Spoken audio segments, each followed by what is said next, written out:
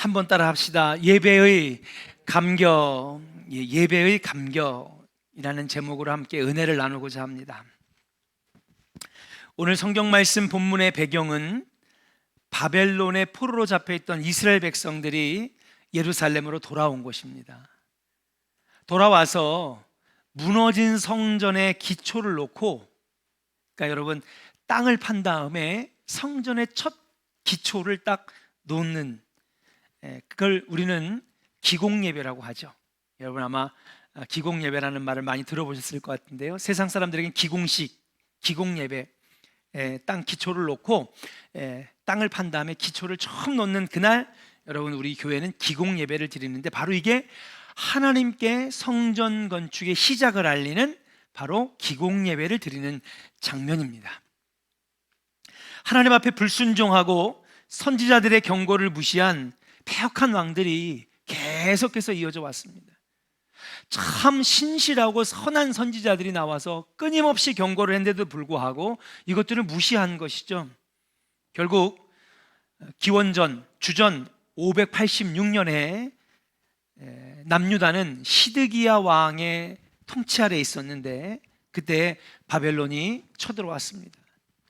바벨론이 여러분 처음 쳐들어온 게 아니잖아요. 그동안 강해를 여러분 들으셨던 분들 알겠지만은, 여러분 바벨론이 여러 차례 걸쳐서 쳐들어왔습니다. 그 처음에는요, 10,000명이나 되는 이 이스라엘의 이 장인들을 데려갔어요. 도자기, 세공, 또 목재, 이런 기술자들을 10,000명을 포로로 데려갔다. 2차의 침공 때는요, 여러분 귀족들과 귀족들의 자제들을 데려간 겁니다. 아마도 다니엘은 그때 잡혀간 인물이 아니겠는가.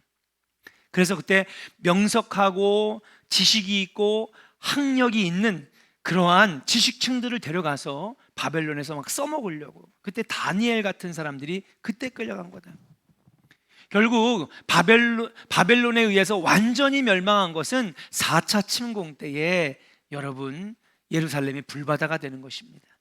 이때에 하나님의 경고를 온전히 이해하지 못하고 무시하다가 결국에 시드기야 왕은 두 눈이 뽑힌 채로 여러분 바벨론까지 끌려갔고, 엄청나게 많은 수십만 명의, 아마도 한 70만 명 정도가 포로로 끌려가고, 남은 사람들은 처참하게 죽임을 당하고,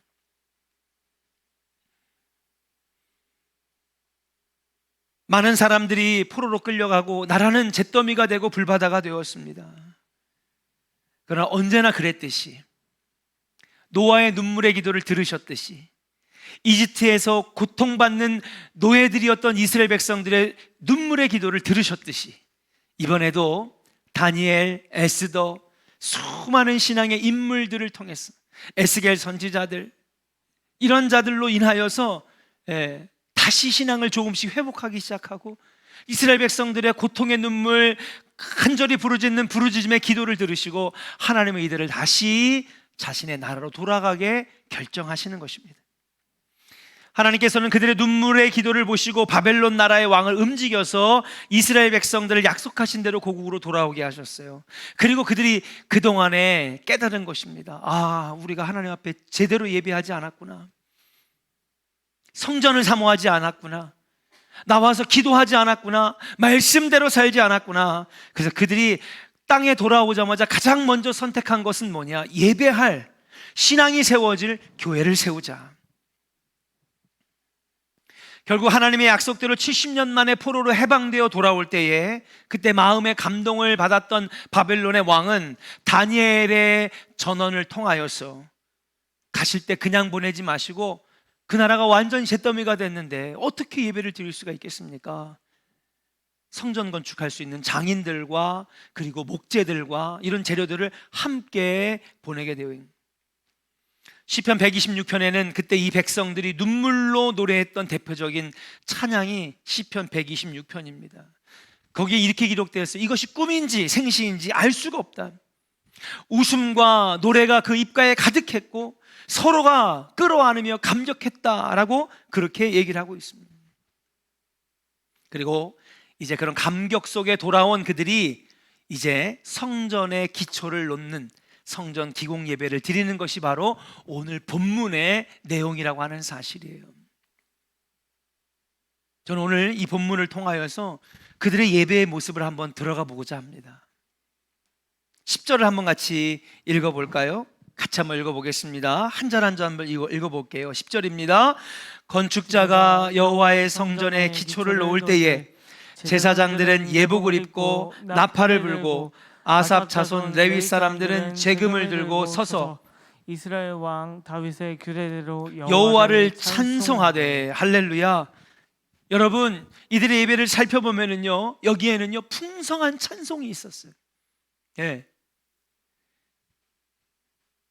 이들의 감격적인 예배의 장면을 딱 들어가 보면 첫 번째 10절에 보니까 제사장들은 예복을 입고 그 다음에 아삽 자손들은 뭘 했어요? 나팔을 불며 큰 소리로 그들이 함께 찬양했다라고 했습니다. 여러분, 찬양이 뜨거운 교회가 큰 소리로 찬양하고 그리고 감격으로 찬양하는 교회가 부흥의 문이 열리고 기도의 문이 열리는 줄로 믿습니다. 갑자기 나와서 열심히 기도합시다. 찬양은요, 마음의 문을 열고 하늘의 문을 여는 놀라운 은혜의 도구라고 하는 것입니다. 하나님께서는 그래서 우리에게 찬양을 그렇게 많이 강조하신 거예요. 오늘 저녁에 보니까 윤미수 전사님 막 찬양하는데 옆에 같이 함께 엄마 부대, 무슨 찬양단이죠? 위드 찬양단. 그러니까 윤전도사님과 함께 하는 찬양단. 찬양이 아주 그냥 힘이 있더라고요. 여러분, 찬양이 막 먼저 열려져야 됩니다. 이들의 예배에는요 큰 소리로 부르는 찬양이 있어요. 집회를 나가보고요, 세미나를 나가보면 딱 알아요. 저 문을 딱 열고 들어가는 순간에 벌써 찬양이 뜨거운 교회는요, 아, 오늘 집회는 편하겠다. 이미 은혜 받을 준비가 다 되어 있고요, 사모하는 마음이 만들어져 있고요, 말씀만 그냥 한마디만 나가도 아멘, 아멘. 그러니까 이들의 감격적인 예배에는 먼저 큰 찬양이 있었다는 거예요. 우리 조원교회는 찬양이 뜨거운 교회가 돼야 될 줄로 믿습니다. 예배 때마다 찬양단을 세우는 이유가 바로 거기에 있어요. 그래서 주일 예배 때는요 마하나임이, 오후 예배 때는 예수 찬양단이, 그 다음 위드 찬양단이, 여러 우리 학생부에도 찬양단, 청년부에도 찬양단. 찬양이 뜨거울 때 성가대는 너무너무 잘해가지고 더 이상 언급을 안 할게요. 은혜로웠어. 그렇게 찬양이 뜨거운 예배에 하나님께서 주시는 은혜와 감동이 있다는 거예요. 우리 조원교회가 찬양이 뜨거운 교회 되기를 주의 이름으로 간절히 축원합니다. 찬양이 열리면 그 예배가 감격 있고 감동 있는 예배가 된다는 거예요. 11절을 한번 같이 읽어보겠습니다. 그들의 예배는 또 어땠을까요? 11절 같이 읽겠습니다. 시작. 찬양으로 화답하며 여호와께 감사하여 이르되 주는 지극히 선하심으로 그의 인자하심이 이스라엘에게 영원하시도다 하니 모든 백성이 여호와의 성전 기초가 놓임을 보고 여호와를 찬송하며 큰 소리로 즐거이 부르며 아멘. 할렐루야. 자, 찬양으로 화답하며, 여기에 11절에 보니까 뭐라고 되어 있냐면 여호와께 감사하여. 감사하여. 여호와께 감사하는 예배. 예배는요 기본적으로 하나님께 감사하는 것입니다. 하나님, 한 주간도 나의 삶을 지켜주시니 감사합니다. 하나님, 한 주간도 우리의 가정을 지켜주시니 감사합니다. 비록 어려운 일도 있었고 스트레스 받는 일도 있었고 풀리지 않는 것도 있었고 사업의 어려움도 있었지만은 그래도 주님이 날 구원해 주시고 날 사랑해 주시고 자녀 삼아 주시고 평생 감사해도 못 갚을 이 은혜 아버지께 찬양합니다. 감사와 찬양이 여러분 감격 있는 예배에 갖춰야 될 모습이라고 하는 사실이요. 감사 없는 기도, 감사 없는 예물, 감사 없는 찬양, 여러분 그 예배는 죽은 예배입니다. 찬양을 해도 감사로 찬양을 드릴 때에 하나님께서 그 찬양을 받으시는 거예요. 그 기도 가운데 하나님 감사합니다라고 하는 고백이 있을 때 하나님은 그 기도를 귀하게 여기시는 줄로 믿습니다. 그들의 찬양과 기도뿐만 아니라 그들의 예물 가운데에 형식적인 예배, 보여주기 시의 예물이 아니라 예물을 드릴 때에도 진정 감사하는 마음으로 예물을 드릴 때에 하나님은 그 예물을 귀하게 받아주시고 복 내려주시는 줄로 믿습니다. 감격의 예배의 두 번째는 뭐냐? 감사가 있어야 된다는 거예요. 예배 안에 모든 것들에 감사의 마음이 담겨지시기를 주의 이름으로 축복합니다. 기도할 때도 감사, 찬양할 때도 감사, 예물 드릴 때도 감사. 기본적으로 예배는요, 감사하는 거예요. 담임 목사 설교 잘하나 못하나 모니터링하는 게 예배가 아니에요. 오늘 성가대 찬양이 참 괜찮았나 안 괜찮았냐 평가하는, 여기가 무슨 슈퍼스타 K입니까? 요즘엔 안 하더라고. 요즘엔 무슨 뭐 오디션 프로그램 그런 거 안 하더라고. 여러분 앉아가지고요 심사위원이 되면 안 돼요. 감사로 예배드리는 자가 돼야지. 예배자 되시기를 주의 이름으로 간절히 축원합니다.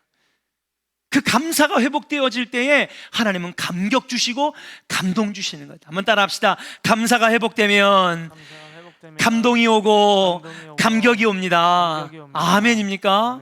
아멘. 우리의 예배는 그런 예배가 되어야 되는데 오늘 이들의 예배가 감격적인 예배였어요. 12절 한번 같이 보겠습니다. 12절, 그들이 이 예배가 왜 감격적인 예배였느냐? 12절 함께 읽겠습니다. 시작.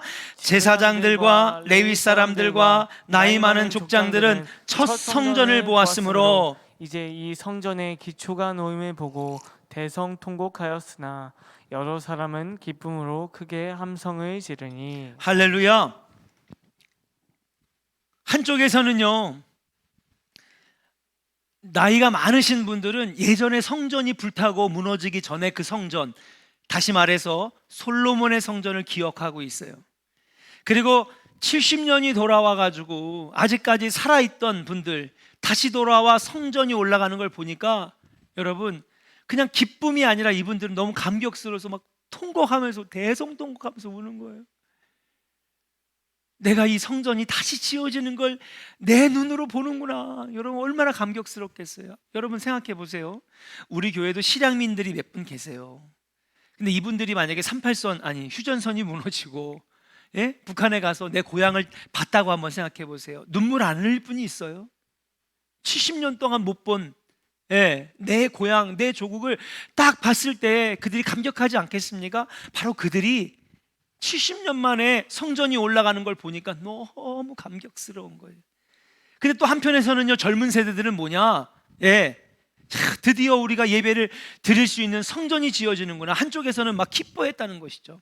근데 놀라운 건 뭐냐면 13절에 보니까는요, 여러분 같이 13절 읽어보겠습니다. 시작.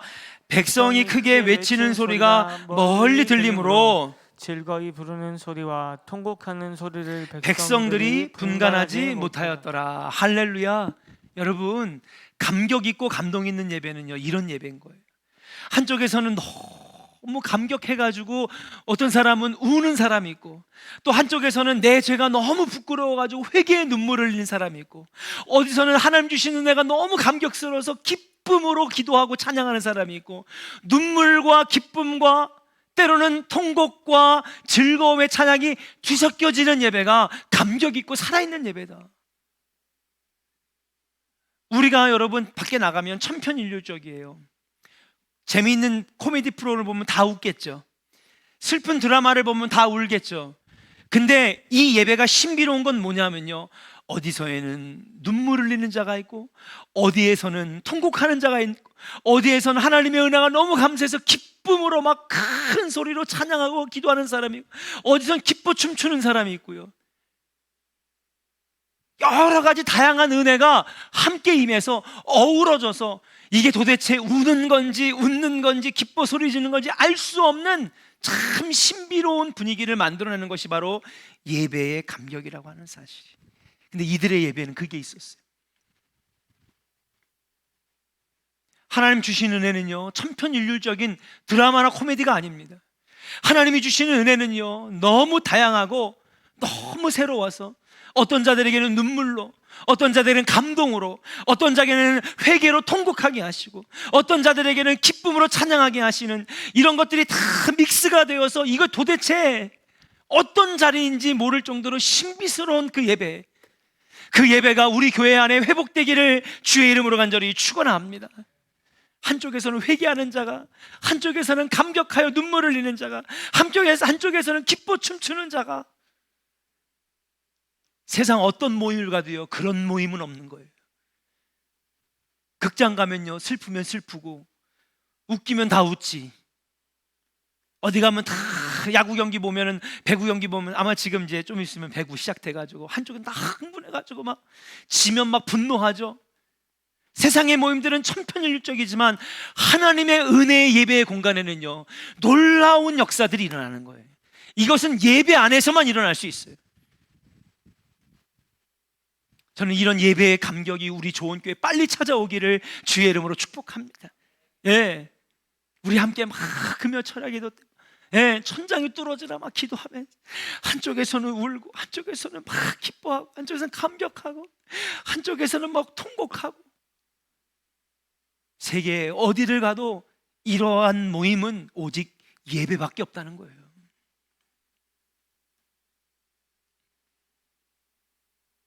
이것이 바로 70년 동안 나라를 잃고 성전을 잃고 온갖 매맞고 고생하다가 돌아온 이들이 이제서야 겨우 찾은 감격의 예배의 모습이었다는 거예요. 사랑하는 여러분, 저는 코로나 지금까지 1년 반 동안 지내오면서 저는 우리들이 이러한 깨달음이 있었으면 좋겠어요. 우리가 얼마나 그 감격의 예배를 그리워했던가. 우리가 함께 부둥켜 안고 눈물을 흘리며 소리 지르며 통곡하며 드렸던 그 예배의 감격이 얼마나 귀한 것이었는지를 이 코로나 기간 동안에 우리 조원교회 성도들이 깨닫고 사모했으면 좋겠다라고 하는 말씀을 여러분들에게 드리는 것입니다. 예배의 감동, 예배의 감격을 회복한 것, 모든 것을 잃어버리고 나서야 이들이 깨닫게 되었다라고 하는 것이에요. 느헤미야 8장 6절에서는 이 감동의 예배의 모습을 이렇게 전하고 있습니다. 같이 한번 스크린을 보고 읽어볼까요? 시작. 에스라가 위대하신 하나님 여호와를 송축하며 모든 백성이 손을 들고 아멘 아멘 하고 응답하고 몸을 굽혀 얼굴을 땅에 대고 여호와께 경배하니라. 할렐루야. 한번 따라합시다. 아멘 아멘. 아멘 아멘. 아멘 아멘. 아멘 아멘. 아멘은 무엇입니까? 예, 그렇습니다. 하나님, 주님의 말이 맞습니다. 성전에서 울려 퍼지는 말씀에 아멘 아멘 아멘 아멘으로 화답하는 것이 여기저기서 막 났다는 거예요. 마지막 네 번째는 그들이 왜 어떻게 감격적인 예배를 드렸느냐. 여러분, 아멘의 응답이 큰 예배였다라고 하는 사실. 우리 조원교회가 아멘의 역사가 있기를 주의 이름으로 간절히 축원합니다. 여러분, 가면요, 아멘 크게 하는 교회가 막 은혜가 나타나는 거예요. 기적이 나타나는 거예요. 딱 가서 집회를 해보면요, 아멘이 죽은 교회는 정말 은혜를 회복하기가 힘들어요. 그 옛날에 부흥 강사분들이 그런 얘기 많이 하시잖아요. 아멘을 하나도 안 하는 거예요. 그러니까는 담임 목사님 오셔가지고 강사님한테 얘기를 하는 겁니다. 목사님, 많이 당황스러우셨죠? 우리 교회의 교인들은 워낙 점잖고 젠틀해서 밖으로, 입 밖으로 내지를 않을 뿐이지 속으로는 다 아멘 하는 겁니다. 부흥 강사 웃기고 있네. 3박 4일 부흥회 동안에 막 은혜를 끼치고 막 하니까는요, 마지막 날 되니까요, 천정이 뚫어져 나갈 정도로 아멘 아멘 아멘. 하나님의 말씀에, 권위에 복종하는 거예요. 하나님 말씀의 능력에 복종하는 거예요. 그전에 사람의 말로 들렸는데 이제는 하나님의 말씀으로 들리는 거예요. 그 주님 말씀 앞에 아멘 순종하는 거예요. 주님 말씀이 맞습니다. 주님 말씀에 응답합니다. 주님 말씀을 따라가겠습니다. 아멘 아멘 아멘. 여러분, 이 아멘의 능력이 우리 조원교회에 가득 회복되기를 주의 이름으로 간절히 축원합니다. 아멘 소리가 크면요, 마귀가 왔다가도 도망가는 거예요. 악한 세력이 떠나가는 줄로 믿습니다. 아멘은 단순히 응답이나 대답, 예스 노가 아닙니다. 아멘은 하나님 말씀에 순종하는 것입니다. 하나님 말씀에 무릎 꿇는 것입니다. 주님의 권위를 인정해 드리는 것입니다. 느헤미야 8장 6절에 보니까 그 감격적인 예배의 순간에 느헤미야가 딱 보니까, 느헤미야는요 총독이었기 때문에 먼발치에서 에스라가 이끄는 이 기공 예배를 보았어요. 근데 이 예배가 너무 감격적인 거예요.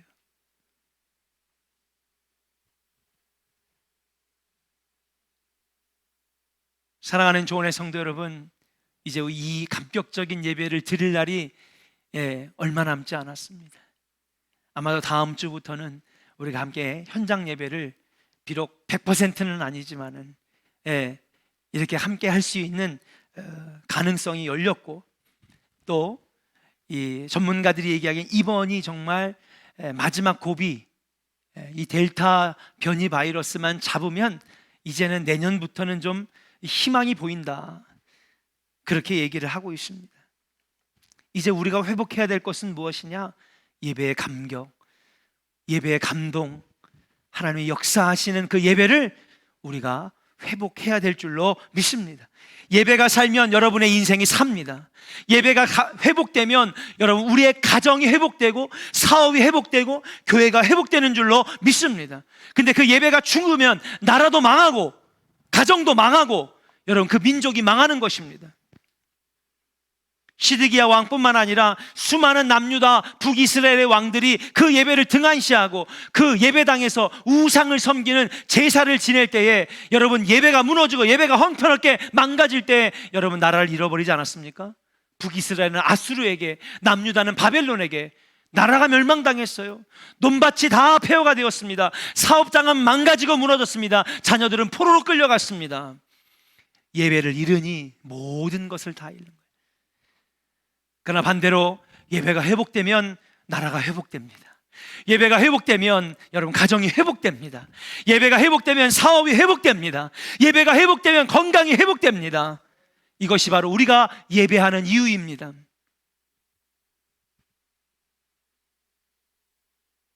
무엇보다도 예배가 회복되어지는 이유는 뭐냐?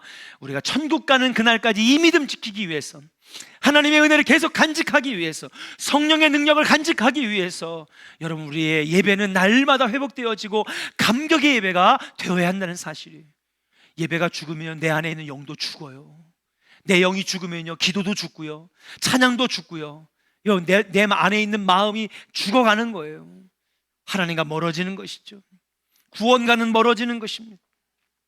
사랑하는 조원의 성도 여러분, 우리가 올 한 해 여러분 열심히 기도하고 오늘 밤에도 기도해야 될 줄로 믿습니다. 하나님, 나의 예배가 회복되게 하시고 감격과 감동의 예배가 되게 하시고, 하나님, 내 안에 있는 영이 깨어나는 예배자, 그 예배자 되게 하여 주시옵소서.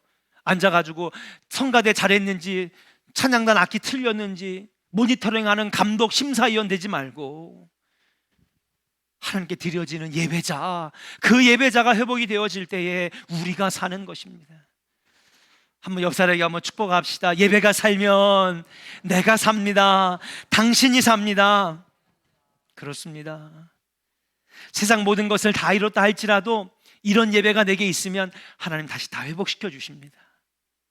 그러나 세상 모든 것을 다 가졌다 할지라도 예배가 죽어가고 내 영이 죽어가면 여러분, 내가 가진 모든 것들 잃어버리게 되는 것입니다.